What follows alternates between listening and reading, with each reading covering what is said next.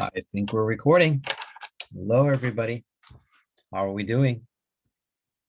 I hope well.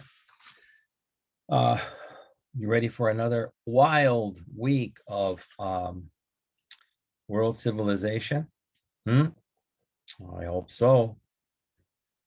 Today you should like it because it's going to be very, very varied, right? So I'm going to talk about a lot of different places. So there should not be any place that you're getting bored. There's not too heavy of a concentration about one area. I'm going to skip to this place, a little bit over here, but all interesting stuff. Okay. And again, that's why the class is World Civilization.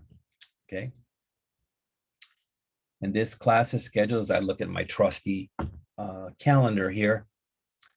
This one is scheduled for Monday, the 10th of May. Okay. Write that down to make sure. Hopefully everything went well with your midterm.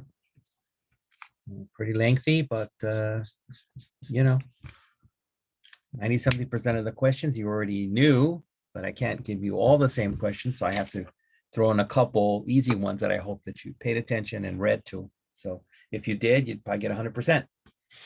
If not, you'll only miss a few and you could still get, I'm so lenient on my grading, you'll probably still get an A, but if you go over that, then, you'll probably get a high B. All right. Okay. So let's go on the routine here. Share the screen. Go to the material. Uh-oh, I gotta wait for this thing to go off. Let me close myself off. You know how that goes. Teacher, get out of here. Okay. We put myself on the bottom. All right. Start the slideshow. From the beginning. World civilizations. Oh, there's a sneaky one that got in there. Week 6-0, right? But again, the main thing we need to know, it's for May the 10th, and the time is just burning by. We've already passed half of the quarter. So in a couple of weeks, I'll be asking you what class to take the following quarter. All right. Okay. So a nice title here. A larger world opens. Yes, sir. Larger world opens to influence and itself to get influenced, right? You can't help but influence something and yourself be influenced by it. Okay. So here we go. The unparalleled overseas expansion of Europe in the later 15th and early 16th century opened a new era of intercontinental contacts. Okay, let me make sure I explain a couple of words there. Unparalleled means, it's never happened before, something, and it's never happened on this scale or size, right? Maybe in smaller ways, but nothing this large, right? So that's what's unparalleled means. And era, it means time frame. An era could be 10 years, could be 20, doesn't matter. But that's what an era is. That's why you hear things like, oh, remember in the United States, the era of the hippies? Oh, remember the era of the roaring 1920s, right? Those were usually 10-year time frames. Okay, so this unparalleled overseas expansion, so we know expansion, opened a new era of intercontinental contacts. So people who did not have contact with each other before, now they did,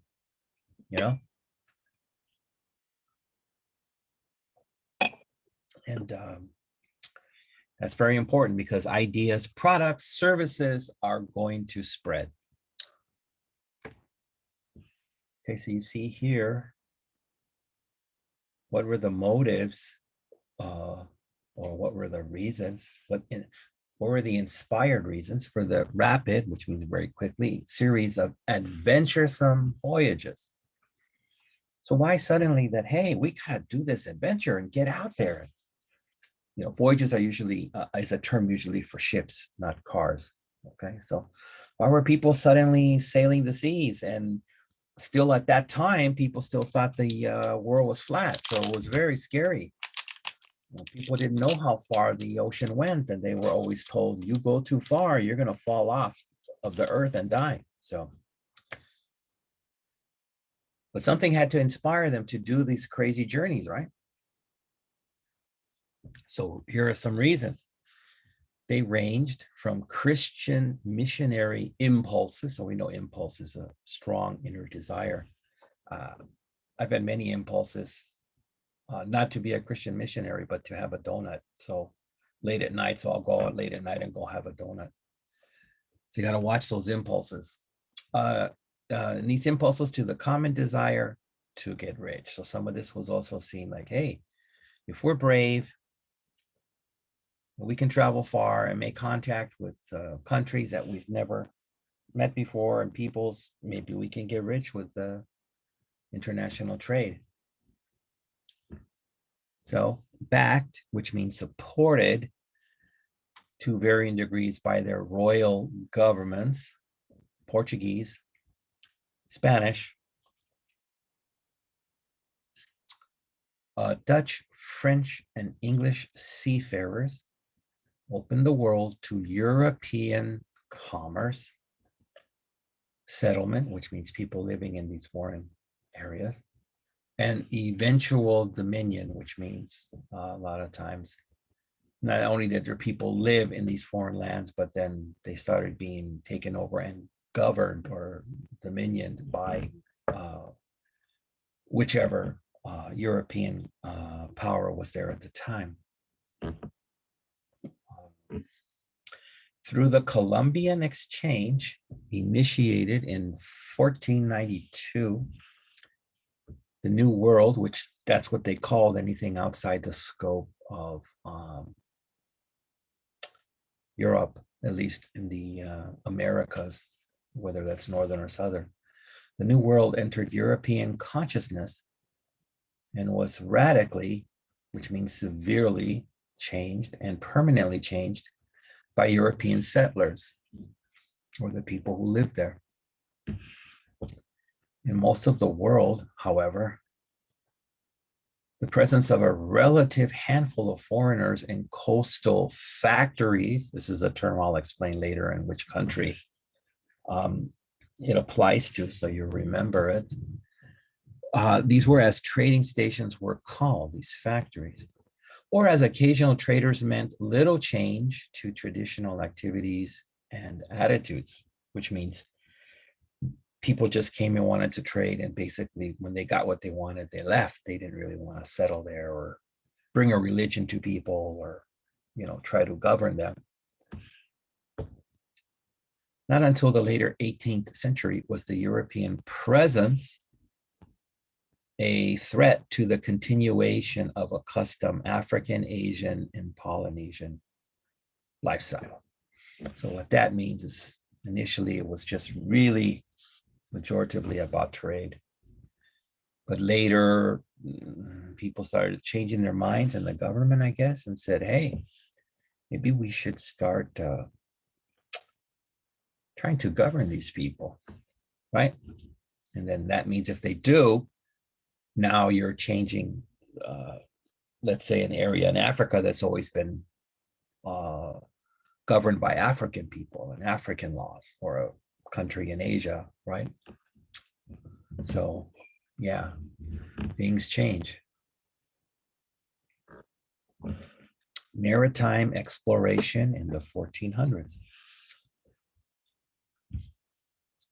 The Vikings in their graceful longboats had made voyages across the North Atlantic from Scandinavia to Greenland and on to North America as early as 1000 CE.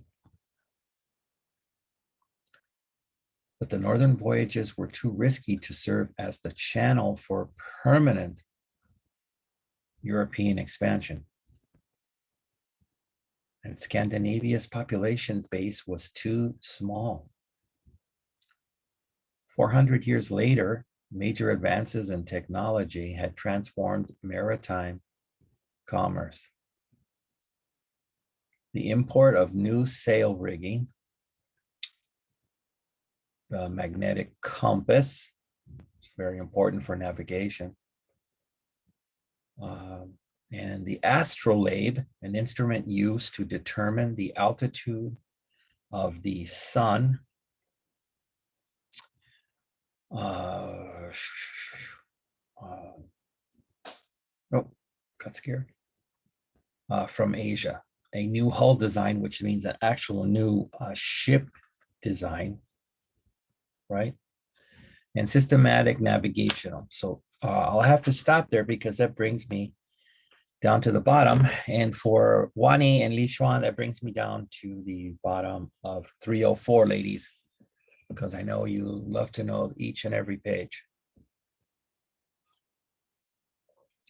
So it means I got to go to the questions. Okay.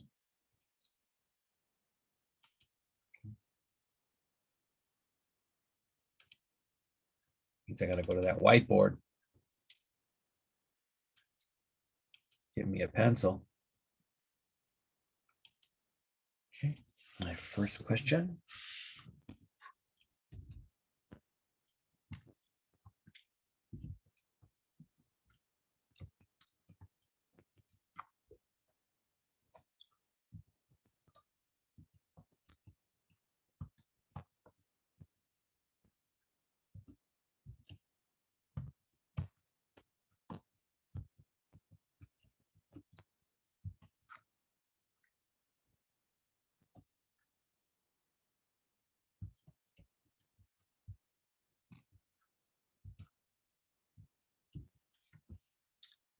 So question one, what opened a new era of intercontinental contacts?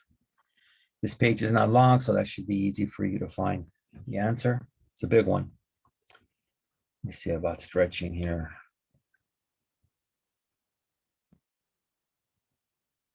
Can I do it all in one? Wow, unbelievable.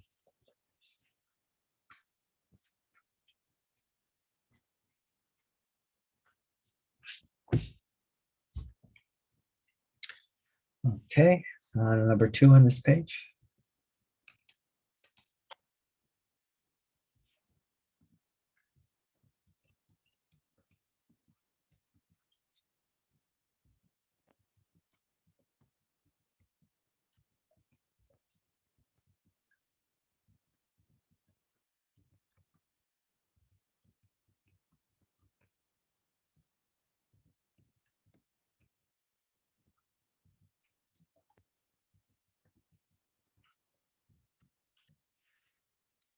In 1492, the Columbian Exchange initiated what? So you see, like I told you, you've had my history classes before.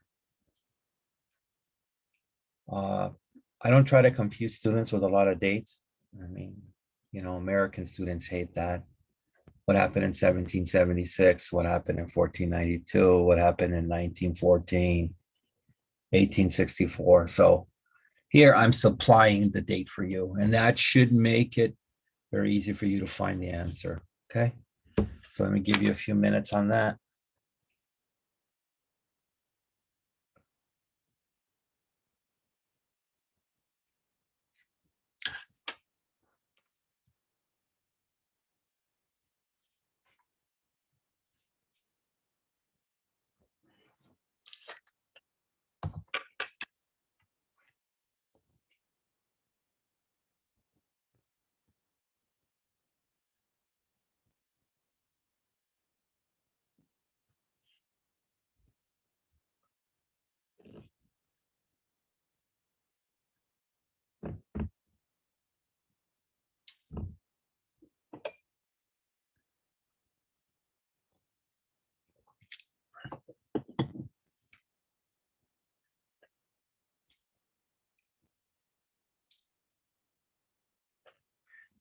Okay, guess it's time for me to grab that eraser.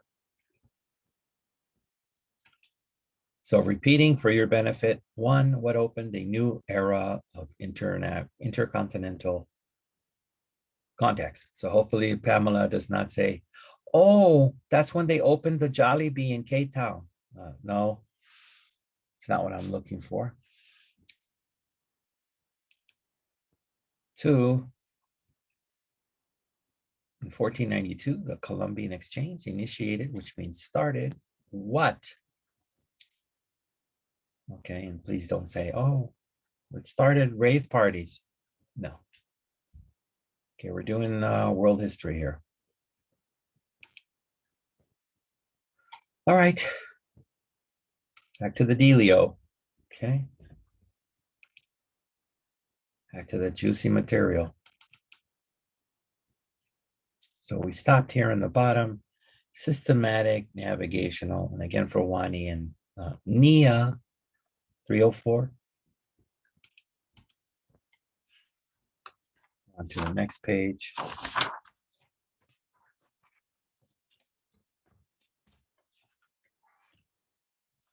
So again, navigational hooks up with charts, which basically means sea maps, enabled or allowed Western seamen led by the Portuguese. They were the first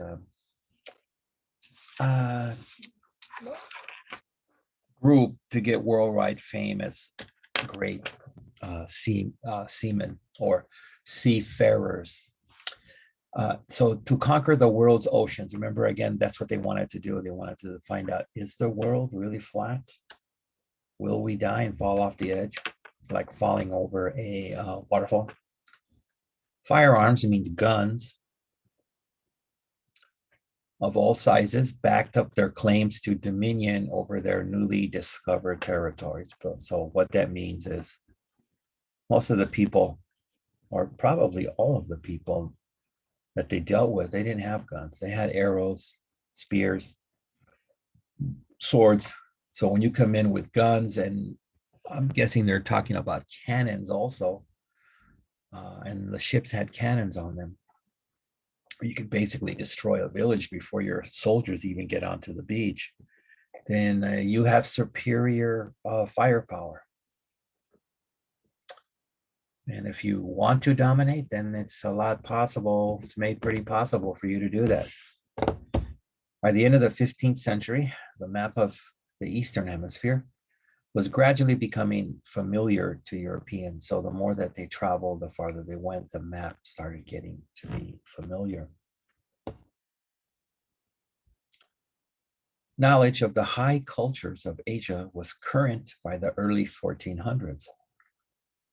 Muslim traders had long before established an active commerce or business with Southern and Eastern Asia by their command of the Indian Ocean routes or routes, depends which part of the country you come from, and the famous Silk Road through Central Asia, and had served as intermediaries to Europe, which means they were the, so to speak, the business term is the middleman. They had been dealing with the Asians for a long time, and they got things from them first, and then they were the middleman to make things easy for the Europeans who were just discovering this part of the world. Marco Polo, hopefully everybody knows Marco Polo, especially my Mongolian students. He was a good friend of my student Temujin's great grandfather. And I think they used to go to the Ulaanbaatar in and out in those days and hang out. So Marco Polo's great adventure was well known even earlier. Wow. After the appearance of his book about his many years in service to Kublai Khan.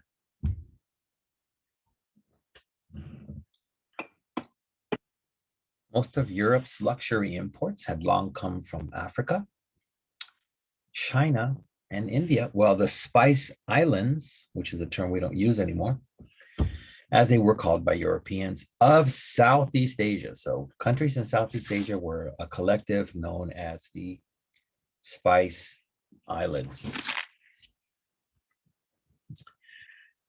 So these Spice Islands of Southeast Asia had been the source of the most valuable items in international exchange. And we'll get to the map 22.1. We'll get to that. In the 14th century, this trade was disrupted or stopped first by the Ottoman Turkish conquest. So the Ottomans came from what is called Turkey. Now, this is very short to the beginning here, but I do have a question. So in fact, let me go to the sidebar. I introduced sidebars to you a number of weeks ago. So a little timeline here. Mid 1400s, Portuguese begin voyages of exploration. What's out there? What is going on? 1492, so almost 100 years later, Christopher Columbus reaches the Americas. First places he stopped were some islands in the Caribbean. 1498, Vasco de Gama. So if I have any Brazilian students here, then they know about Vasco de Gama from Portugal. Arrives in India. Yes, Vasco da Gama, I think, was the first European to go around the complete continent of Africa and come up the other side to India. Early 1500s, transatlantic slave trade begins. So that's when the beginning of the African slave trade. 1519 to 1540, Spanish conquer Aztecs in Mexico and Incans in what is later known as Peru. And we did quite extensive work on that last week. 1522, first circumnavigation of globe completed, which means the first actual documented complete circle of the world. These ships went completely around all the oceans, the Atlantic, the Pacific. You got it. And then we're able to say the world is round. It's not flat because we did not fall off and die. 1602, Dutch East India Company was founded. Okay, so I have a question. Excuse me, at the bottom of this page. Let me try this technique. Look at that. You don't even get to see me. How exciting. I just remember that. Okay, got that pencil, I think. You see? One question here.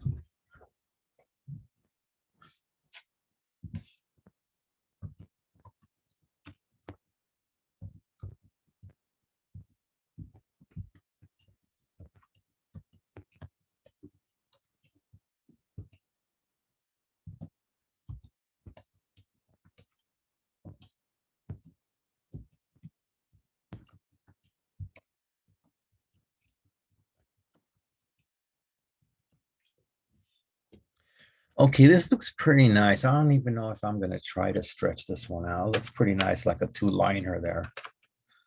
So where did most of Europe's luxury items, or excuse me, imports come from? We call them items, but technically they're imported. Now this page is even shorter than the last one, so not difficult to find. And for my funny students, I think I just noticed Alex is in the mix and Chung Peel. Young Peel. So I don't want an answer here like, oh, where did most of Europe's luxury imports come from? Wasn't it Walmart, the very first Walmart? So if you answer something like that, I'm going to recommend that the police come visit you at your apartment. Okay. So let me give you a minute to answer that.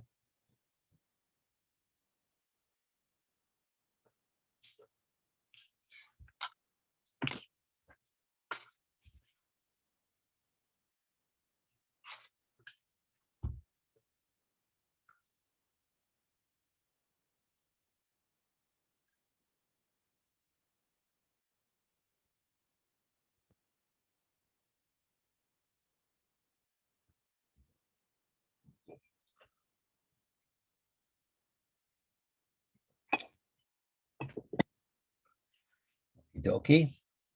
It's pretty self-explanatory. Read a lot of nice material in that. So get the eraser. Where did most of Europe's luxury imports come from? I'll give you a hint. It was far away and towards the east. Okay. Okay, that's gone. Drop down for me. Let me get that new share. Yay. So you can minimize the chances of seeing me. Okay, so again, we stopped down here at the Ottoman Turkish conquest. So again, that being in Turkey, I read the sidebar. Here's a nice map. So again, it's going over these things. Portuguese, if we're up here, Portuguese expeditions, 1430s to 1480s, so 50 years, roughly. Diaz, a year. De Gama, the fellow who went to India. Portuguese voyages to the Orient, which means Asia. Columbus's first voyage, 1492. And then his 3 successive voyages. If you remember the last one, he came back in chains. Voyages attempted by Vespucci, Magellan, who I'm sure Pamela will tell you what happened to Magellan. She knows. And it's an unfaithful holiday trip to the Philippines. And Pamela's great-great-great-great-great-grandfather, Lapu-Lapu, did something bad to Magellan. And then, of course, Viking voyages to North America. Okay, and as you see the maps here, you've got this small area of Europe with all the capitals from Spain, Seville, and Lisbon in Portugal. And below was Africa. So like I told you, De Gama left Portugal and came here. And this is the Cape here, went all the way around it. And when he came up, hey, what's this place? It's India. They first went to the beautiful beach area of Goa, and there's still Portuguese people there to this day, and a mix of people, and a Catholic church. Very interesting. And then, of course, Spain coming into Mexico, which at first they called New Spain, and then Tenochtitlan, which was the capital of the Aztec people, right? And then the Portuguese coming across the Atlantic, dropping on down into Brazil and into Bahia, right? So, and then the Dutch coming all the way around and coming through here into Dutch Indonesia and things like that. So there you go. Interesting stuff. All right, so as I continue reading, so again, the Ottoman Turkish conquest of the Eastern Mediterranean. So that would be countries like Greece. And then by the breakup of the Mongol Empire, I think right before my student Temujin was going to take over as the next Khan, and which had formed a single unit reaching from China to Western Russia. They're talking about the Mongolian Empire there. Security of transit across Asia was threatened, as was the Europeans' long established and profitable interchange of goods with the Arabs and Persians, which are your Iranians today. A lot of folks will still tell you that they are Persian. In 1453, the great depot of Eastern wares, Constantinople, which is in Turkey, fell into the hands of the Ottomans. With direct access to this old gateway to the east now lost, Europeans became more interested than ever in finding a direct sea route to the east by circumnavigating Africa, which means going around it, taking the long way, and so making it possible to bypass the hostile or violent Ottomans. Muslims had a way of, not letting people freely go through the seas there, and they wanted tribute, as you say. And sometimes if they were really angry, they just defeated you and took slaves. They did that later to a lot of American people, if you read history. And uh, Thomas Jefferson had to try to negotiate to try to get people that were just kidnapped by Muslims. So overseas empires and their effects. First the Portuguese and the Spanish, and then the Dutch, English, and French created overseas empires that had far-reaching effects both at home and abroad. So like I told you earlier, you affect people and they will affect you. It's an interchange. Portuguese pioneers.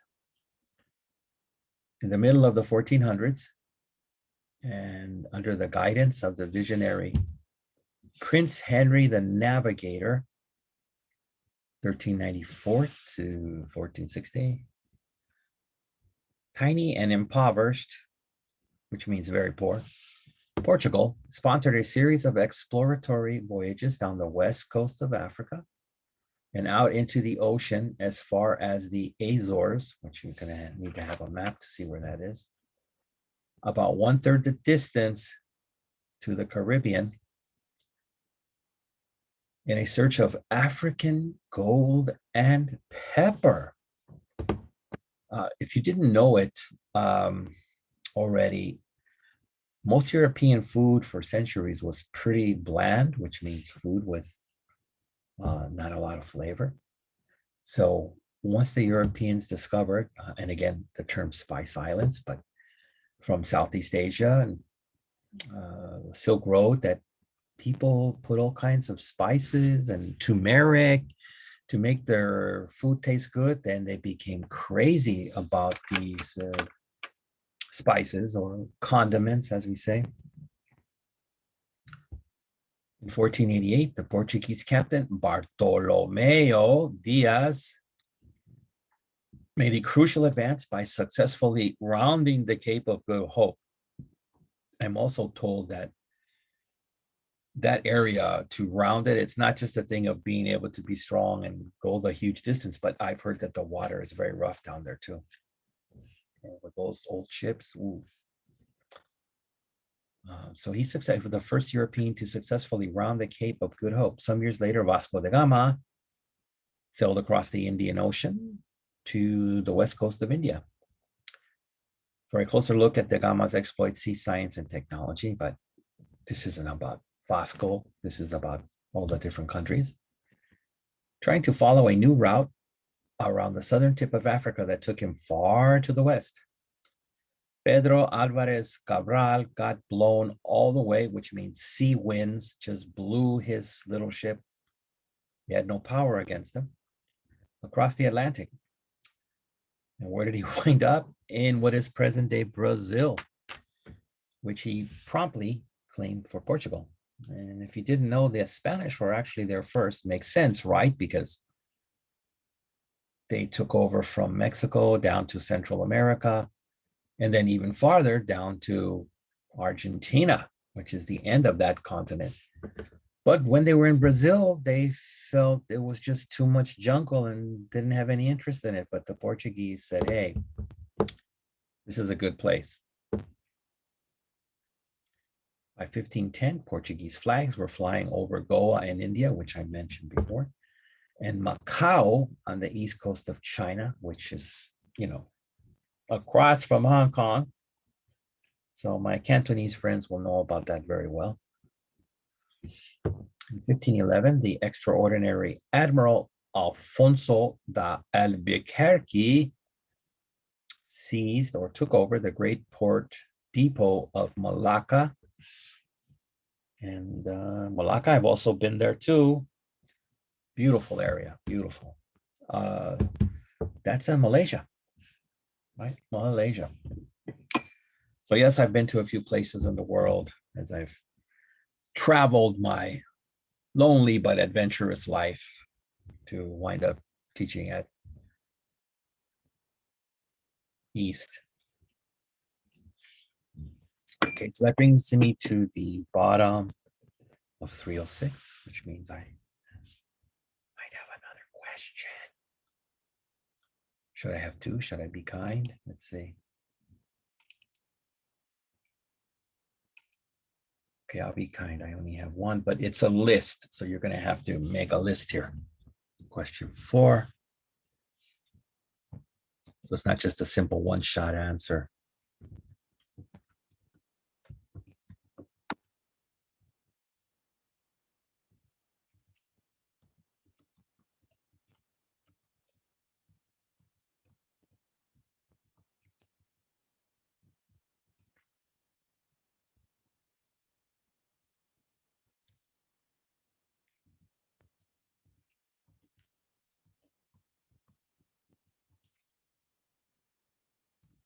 Okay, this one also looks good as a two-liner.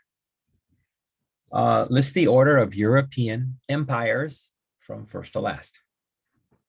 So again, who went first, who went second, who went third, that kind of thing. So let me give you a few minutes to do that.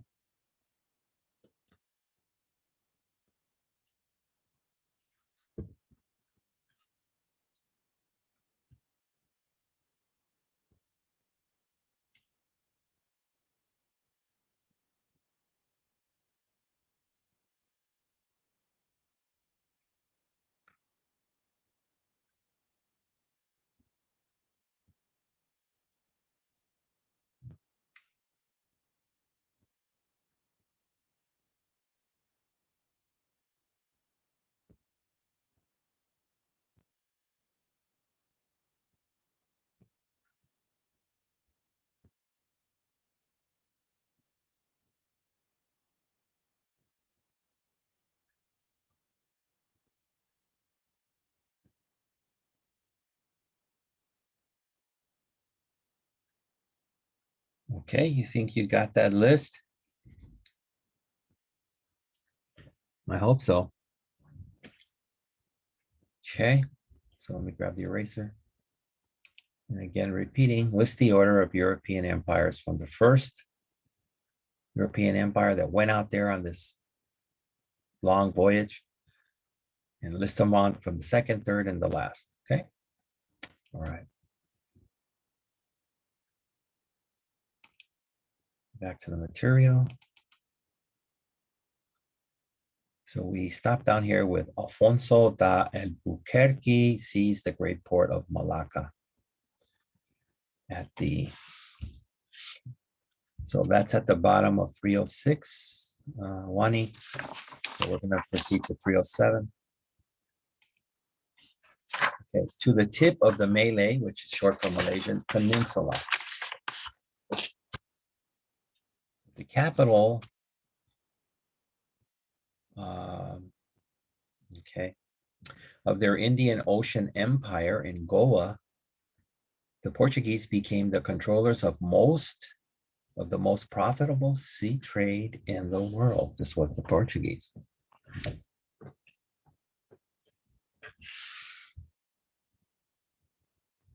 The Portuguese Empire was really only a string of fortified stations. I told you I'd get into this, called factories, from which the Portuguese brought back shiploads of much sought after spices. Again, they were crazy for spices. Again, no refrigeration at the time. So meat goes a little bad, put a bunch of spice on it, maybe you can eat it. Gold, porcelain, and silk obtained from their trading partners in East Africa and Southeast Asian mainland and islands. They paid for these imports initially or at first with metal wares. So metal pots and pans, maybe knives, these were important. A lot of these village people did not have these things. Cloth, so nice cloth, nice materials, and trinkets. Trinkets are like small things. Now you might call them souvenirs.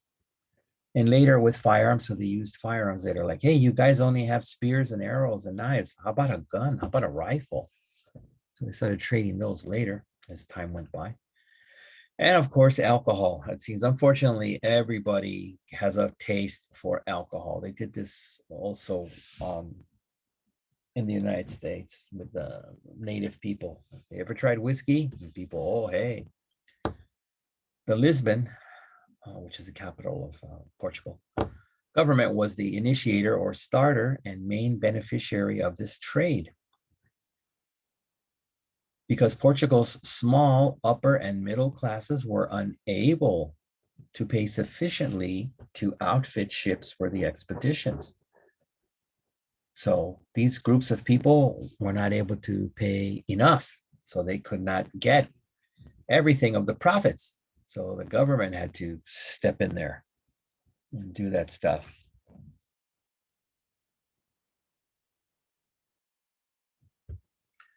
The era, so remember I mentioned era before, of Portuguese leadership was brief, however. The country was too poor and its population too small to maintain this lucrative or financially successful, but thinly spread empire.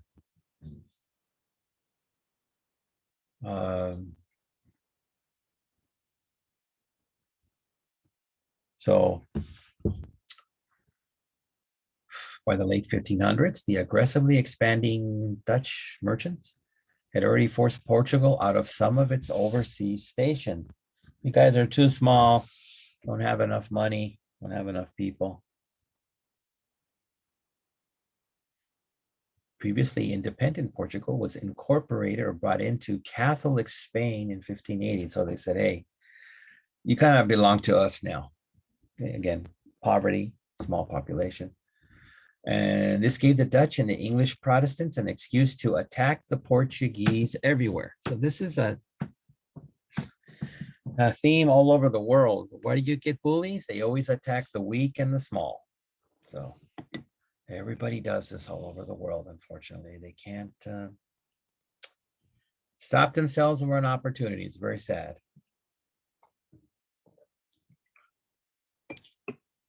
Eventually, by the end of the 17th century, Portugal was left only with Angola. That's a actually a country in Africa now.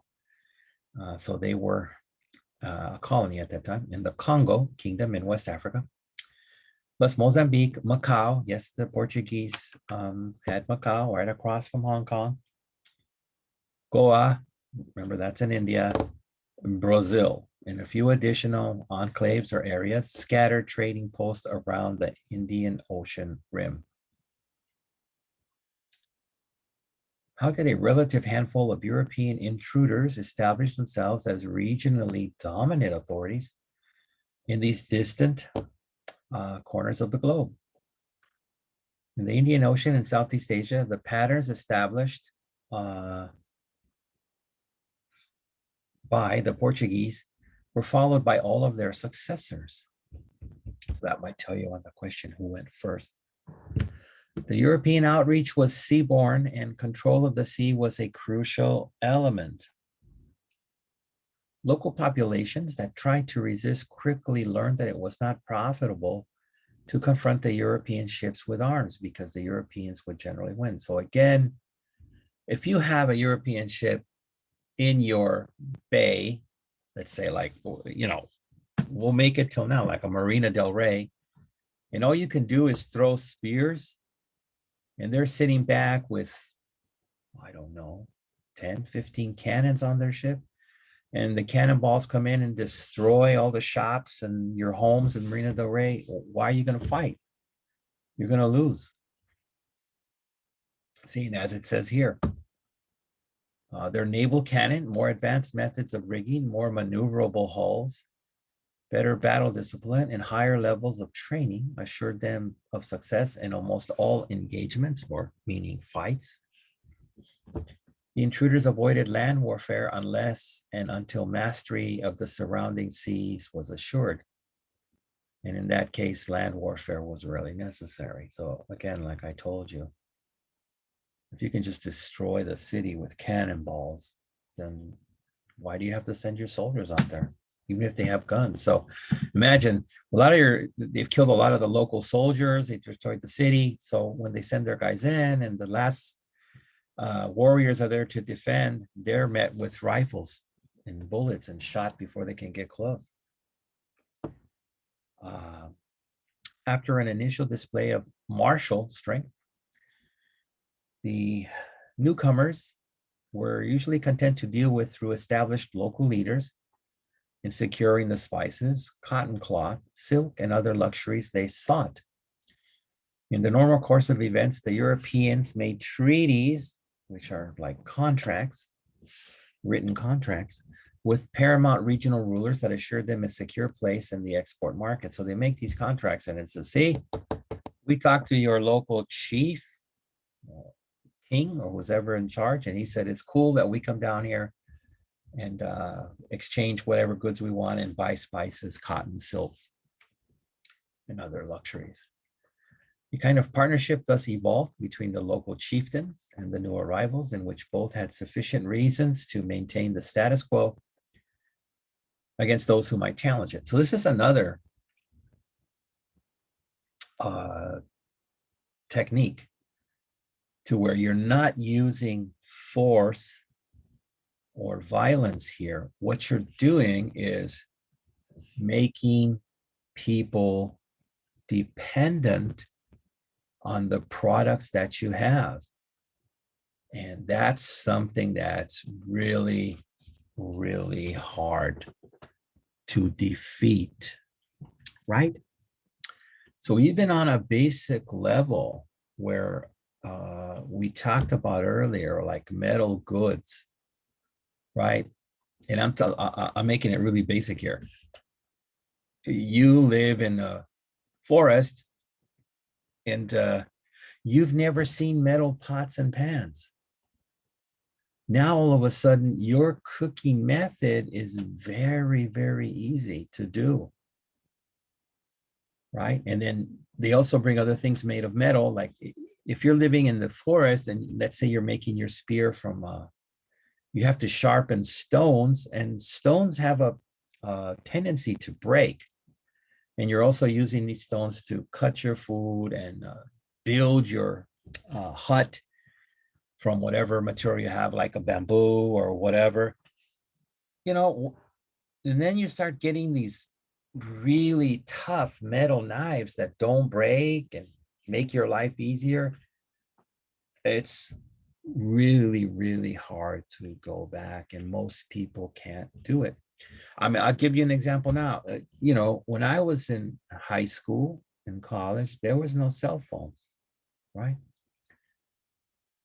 So when students came to class, they sat there and waited for the teacher. Now I see students for the last, I don't know how many years now with the cell phones. And sometimes they don't even pay attention when the teacher comes in the class. They're so hooked into their cell phone. So my question to you is, can you guys go back to a time without cell phones? Can you handle that and not have access to mass media? I doubt it very much, right? So same thing. All of a sudden they're like, man, these tools, I can make a house so quick. My wife can cook very fast. We have different ways of cooking. Our life is much better. Get rid of them. No. So the Europeans made the local people dependent on these things, right? So continuing down here at the third portion of the bottom, the Portuguese frequently made the mistake of alienating or making people their enemies. The local population by their brutality, which means they did very violent things to some people, and their attempts to exclude all competition, right? So they didn't want other countries in there. So that's why, you know, the Dutch attacked the Portuguese. But the Dutch and later the British were more circumspect or a little less tough. Unlike the Portuguese, they made no attempt. So remember, this started in the 1400s until the 19th century to bring Africans and Asians to Christianity. So they weren't pushing their religion until then. As a general rule, after the 16th century, Portuguese missionaries had subsided or gone away, and the Europeans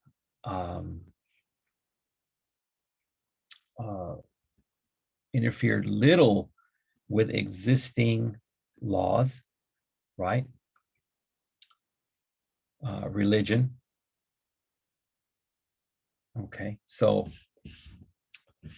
let me move this up so you can see it, hopefully move up. And customs. See, so what that means is Later, they're trying to say, no, you're going to accept the Portuguese law and you're going to accept the Christian religion. At first, they're like, whatever religion you have, if you believe in the stone, which most people believed in animism or animals and nature, and your laws are like this, then continue, right? Trying to change them was later. Okay, so that brings you to the bottom of 307. So, I'm going to have a question here.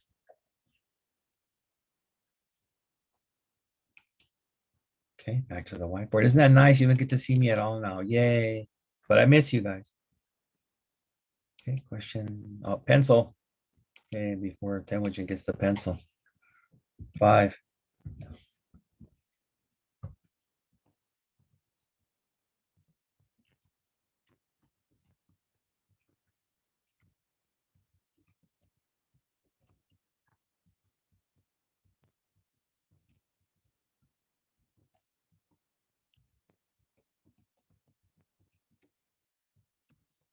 Okay, let me see if this one might be a good one to stretch.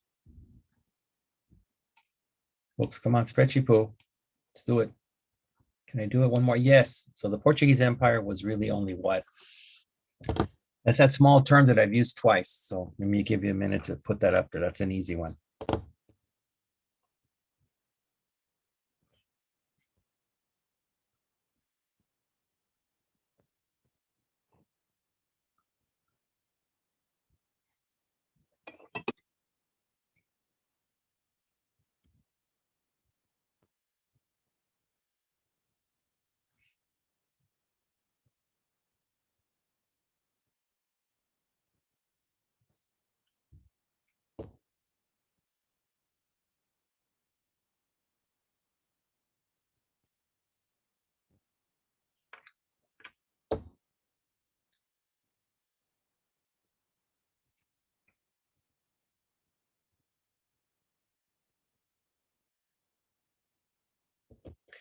Okay, let me go for that eraser.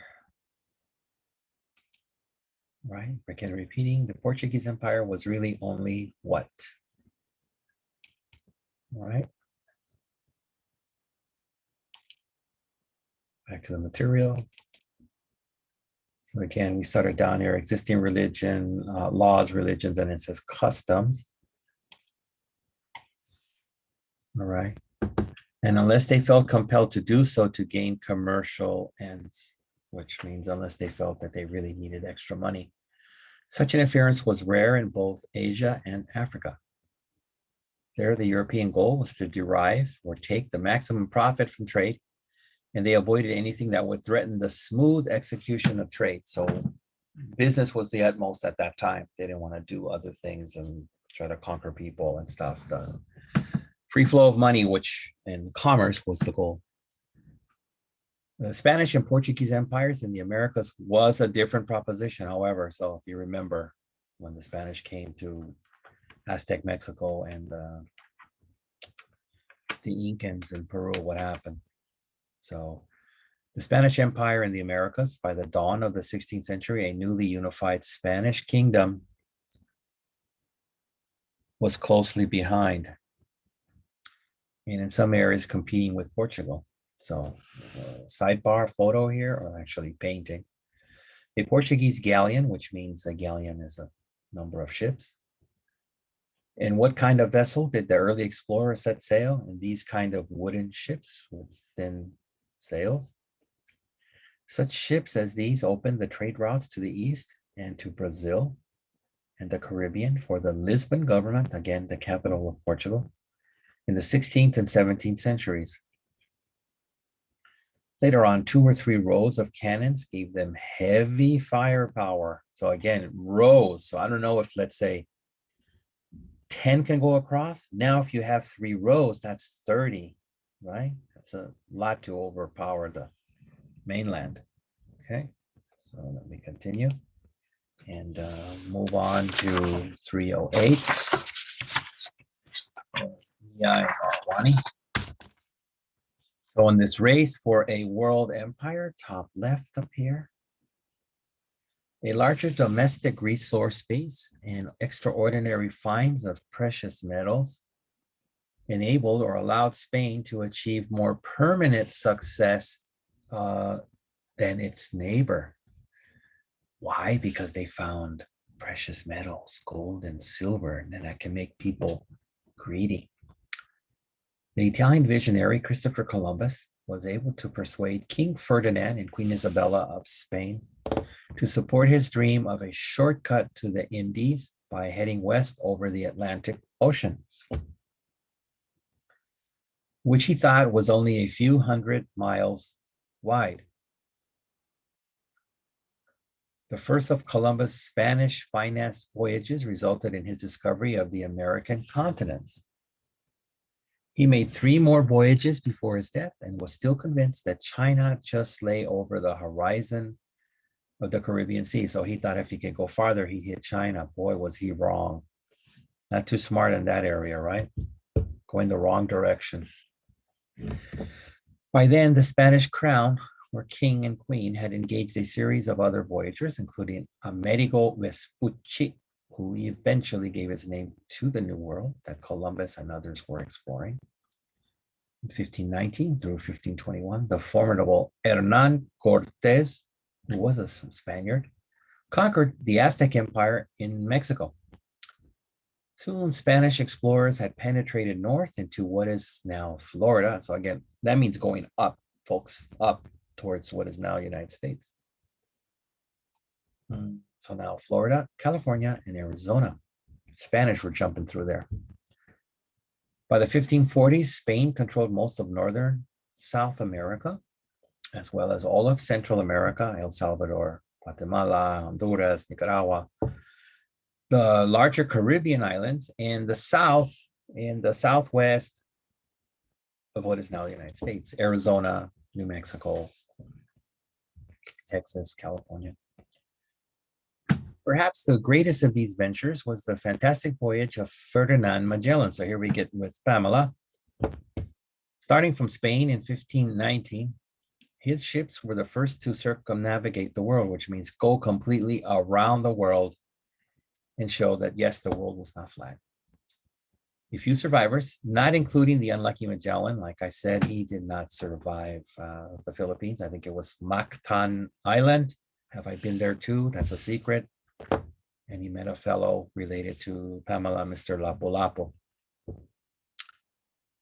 So the few survivors limped back into Seville in 1522, which was in Spain, and reported that the world was indeed round, as most educated people already thought. They thought it, but they didn't have proof until now.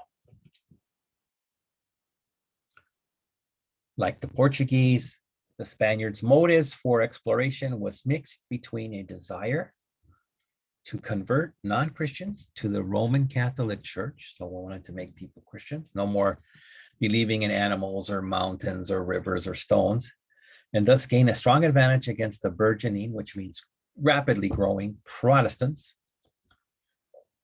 and the desire for wealth and social respectability. So there's that wealth, the greed. Land, too, was increasingly in short supply in Europe, especially for the younger offspring or children of the nobility and the landed gentry. Gold, God, and glory were the motives most frequently in play. Okay. That's a slogan. Don't forget it. By whatever motivation, however, so again, you choose one. The middle of the 1500s saw the Spanish adventurers creating an empire that reached as far as the Philippine Islands. In the terms of royal charters granted to Columbus and his successors, the Spanish crown claimed that the lion's share, which means the majority, of treasures found by the explorers, Indian gold and silver bullion, thus poured into the royal treasury in Madrid. Those metals in turn allowed Spain to become the most powerful European state in the 16th and 17th centuries.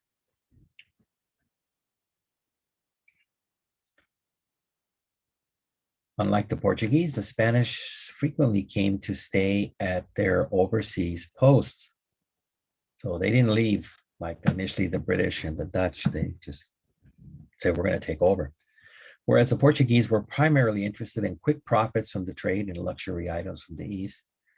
The Spanish noble explorers were accompanied by priests who set up missions among the Indians and by a number of low-born men, later women also, who were prepared to get rich more slowly. They did so by taking land and workers from amongst the native population. So either forcing them to work, making them slaves, something like that. So I have a question here. I have not finished 308, but let me get this question out of the way.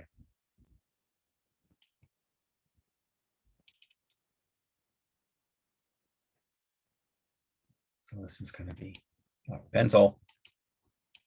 Okay, 6.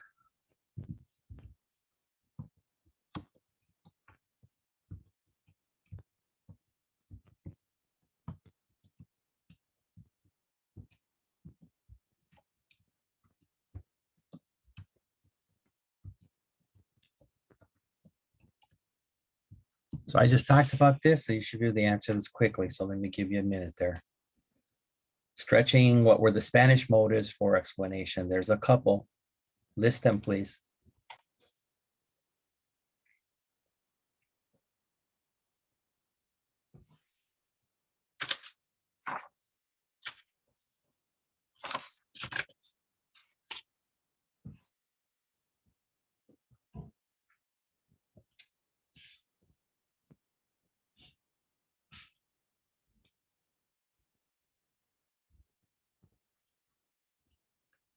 Okay, you got that? Good. So got the eraser.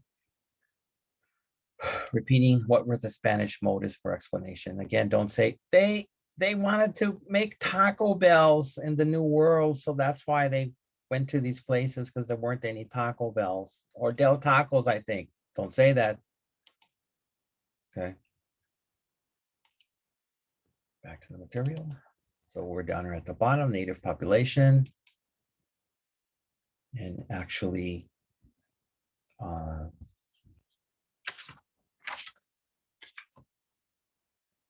down here is going to end 308. So let me get on with it. Finding that El Dorado and the much dreamed cities of gold and silver were mirages, which means they were lies. They did not exist. The Spanish were constantly chasing that down from Central America through South America to find a city made of gold. The Spanish immigrants gradually created agricultural colonies in much of Middle and South America, using first Amerindian and then African slave labor. The Spanish colonies thus saw the growth of a multiracial society, Africans, Amerindians, and Europeans, in which the Europeans held the dominant political and social positions from the outset or the beginning. The dominance of the whites was to assume increasing importance for the societies and economies of these lands, both during their 300 years as colonies and later as independent states. The African slave trade opens. The European export of slaves from Africa commenced or started in the 15th century. When the Portuguese ventured or traveled down the West African coast, they quickly discovered that selling black house slaves to the European nobility could be a lucrative or financially successful business. But the slave trade remained small in scale through the 1490s and began to grow only when slaves started to be shipped across the Atlantic. By the mid-1530s, Portugal had shipped moderate numbers of slaves to the Spanish Caribbean and to its own colony of Brazil.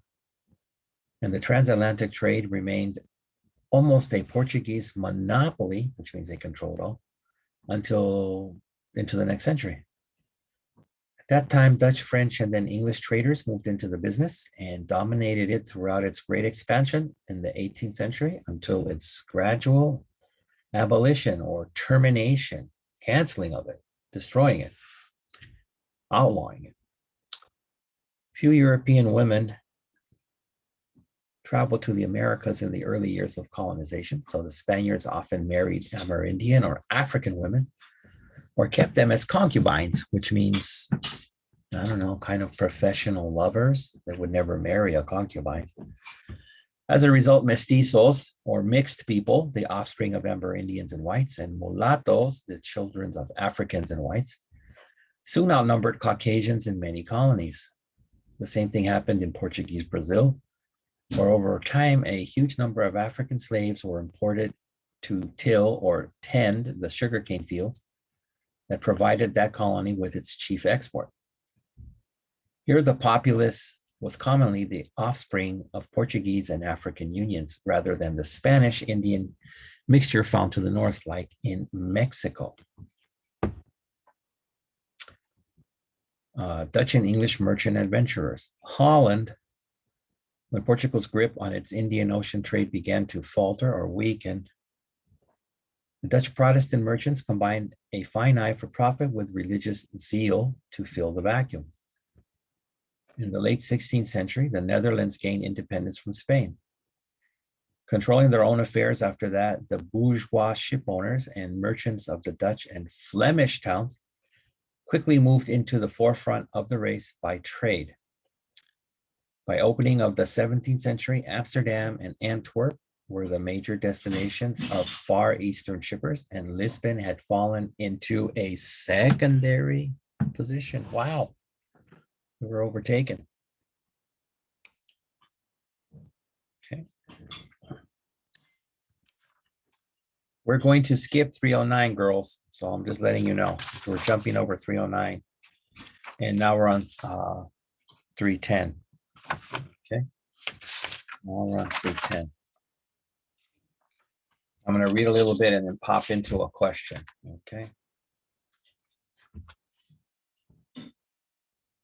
So we've already moved to 310. Here we go.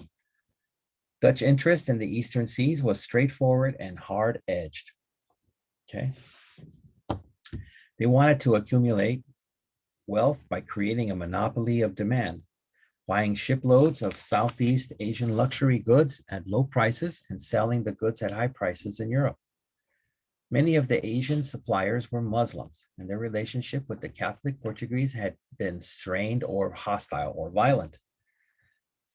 They preferred to deal with Dutch Protestants, who were simply businessmen with no desire to be missionaries. Yes, the Muslims did not want Christians going into those lands and trying to convert people. The Muslims wanted to convert people to Islam, and the Protestants just wanted money. If the suppliers were, for one or another reason, reluctant to sell, the Dutch persuaded them by various means, usually involving Dutch superiority in naval governance, so bullying them. The Dutch focused on the East Indies spice and luxury trade. Let me run a quick question in there before I finish this page. Okay, because we had a long one there.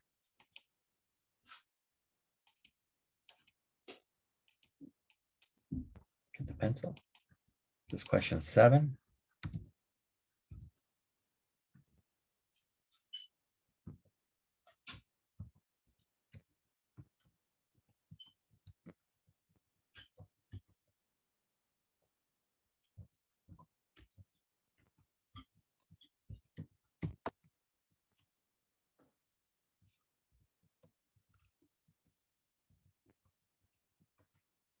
There you go. Exactly what was the Dutch interest in the East? And I think I just covered it. So that's why I wanted to give it to you, make it fresh for you, easy. So take a minute and answer that.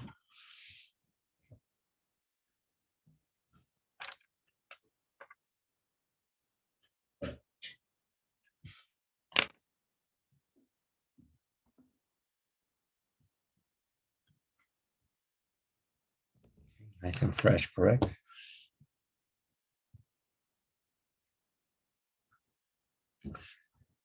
Okay, let me get the eraser. Repeating exactly what was the Dutch interest in the East. Okay. Back to the material. All right. So this is where we stopped here. Okay, so let me continue. The Dutch focused on the East India spice and luxury trade, but they also established settler, where people lived, colonies at Cape Town in South Africa, in New Amsterdam across the Atlantic, and on several islands in the Caribbean. These colonies were less attractive to the Dutch than trade and eventually surrendered to other powers such as England. So England even took over some of their smaller colonies. New Amsterdam became New York at the close of the first two naval wars in the 17th century that made England the premier colonial power along the east coast of the future of the United States. So yes, New York used to be New Amsterdam because the Dutch were there first.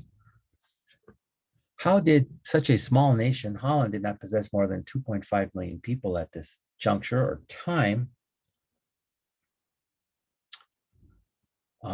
carry out this vast overseas enterprise while it was struggling to free itself from its Spanish overlords? Wow, interesting stuff. A chief reason for the Dutch success was the Dutch East India Company. A private firm chartered by the government in 1602, the company had a monopoly on Dutch trading in the Pacific. The company eventually took over the Portuguese spice and luxury trade in the East, which proved to be an enormous bonanza for its stockholders. A partnership would be set up for one or more of the voyages, with both costs and profits split among the shareholders, while minimizing risks for all. The traders hired captains and crews who would most likely succeed in filling the ship's hold at minimal cost, whatever the means or consequences. Later in the 17th century, the focus of attention shifted from importing spices and luxury goods to the alluring profits to be made in the transatlantic trade in African slaves.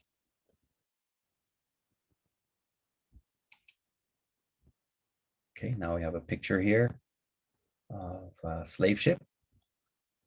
This engraving shows the usual arrangements for transport of black slaves in the Atlantic trade. Packed in close together with few or no sanitary facilities, death was common among the weakest. Occasionally, the entire human cargoes were lost to outbreaks of contagious diseases. So if somebody caught a contagious disease and they're down there without sanitary things or medical, it's pretty easy to spread.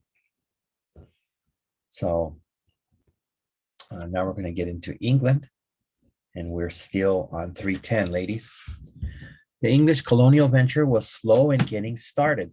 When the Portuguese and Spaniards were dividing up the newly discovered continent of America and the Far Eastern trade, England was just emerging from a lengthy struggle for dynastic power called the War of the Roses.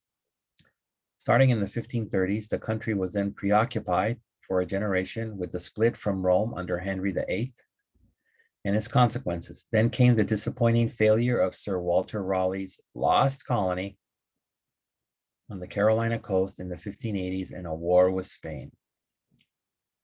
Only in the early 1600s did the English begin to enter the discovery and colonizing business in any systematic way. So they were late to the game.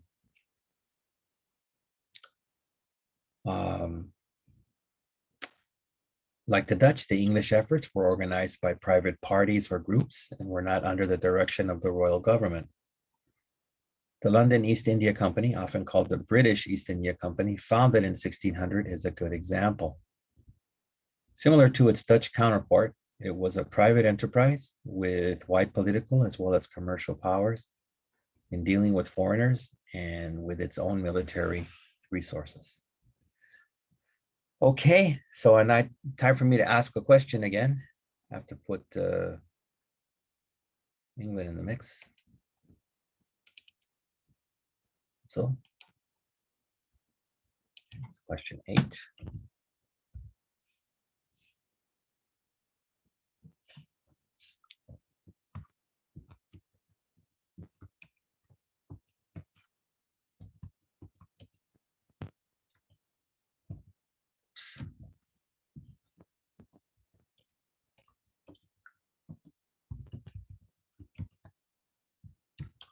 That looks pretty good as a 2Z.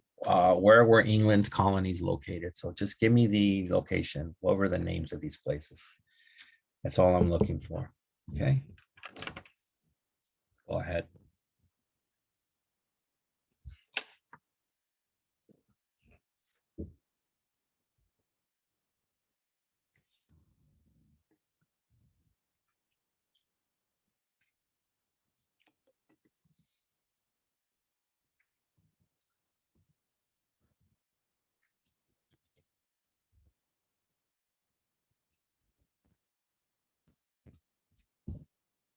That should be a pretty easy one.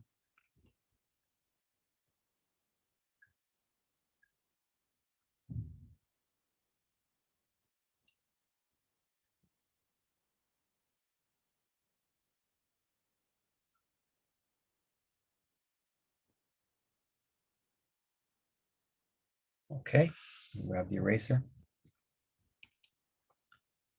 Where were the England's colonies located? Okay, don't say. I think it was Mongolia, and no. Okay. All right. Back to the material. Military resources.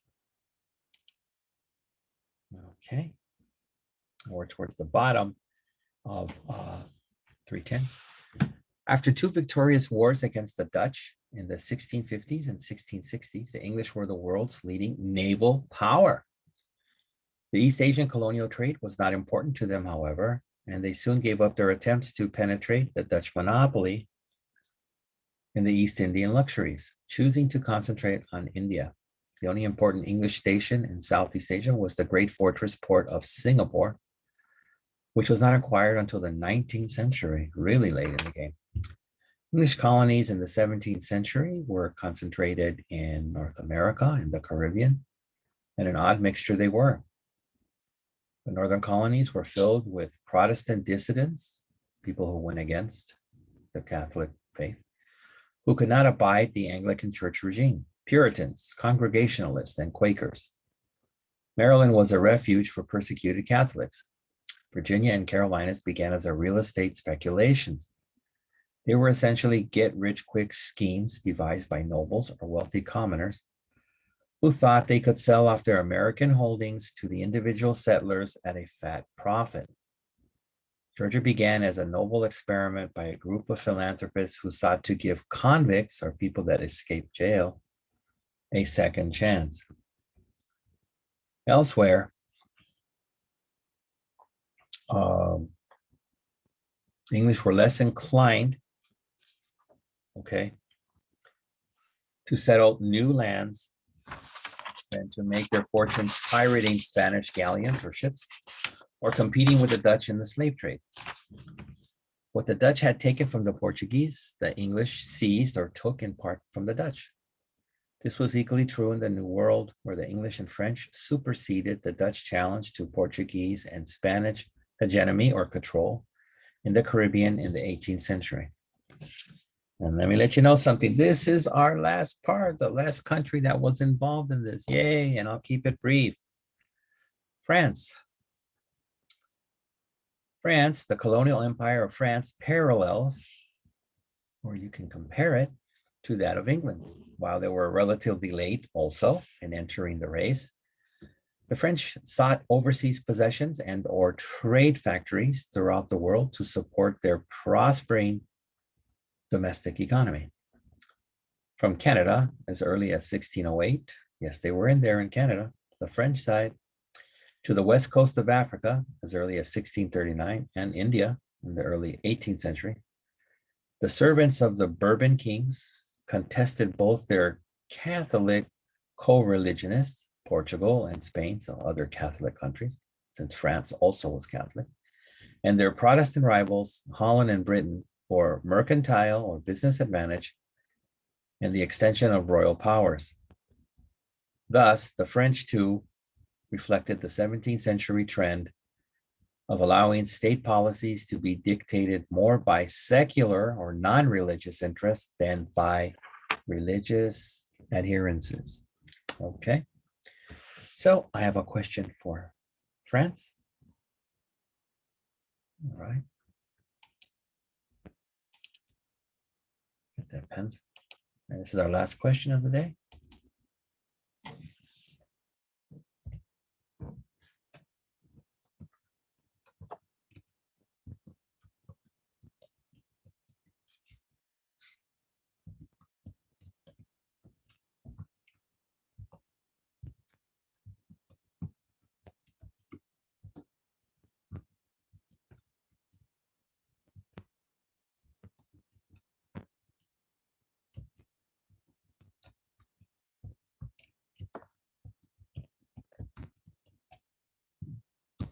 That looks pretty good. That's a 2.5-er.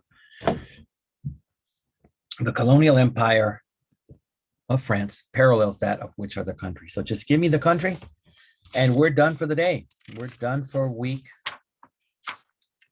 should I say week 6? Okay, done for May 10th. Okay. Give me the country. We'll be okay. All right, so let me grab the eraser. Again, repeating, the colonial empire of France parallels that of which other country? Just one. Okay, so we're back here and there I am. Hey, how you doing? So again, thank you for participating. Hopefully this was more enjoyable, more spread out, a lot of different countries. And I shall talk to you next week. Okay, thank you much. Bye-bye.